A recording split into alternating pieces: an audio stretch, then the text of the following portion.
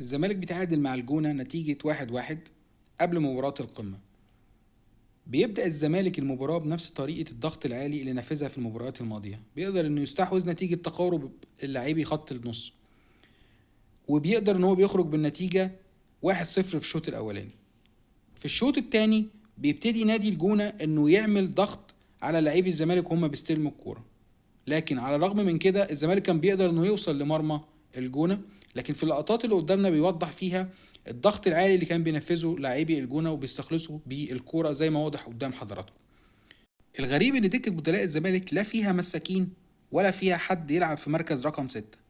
في اللقطة اللي جاية قدامنا هنشوف ان دونجا بيتصاب، فبيضطر المدرب انه يلعب بعبد الله سعيد في مركز رقم 6 وينزل احمد حمدي في مركز رقم 8. بخطأ مشابه لمباراة وادي دجلة، حسام عبد المجيد بيسرح والكرة بتتلعب في ظهره، بيروح عبد الله عشان يغطي وراه، بيفضى عمق الملعب نتيجة ان حمدي بيضغط في المكان اللي المفروض يغطيه شيكو بنزا.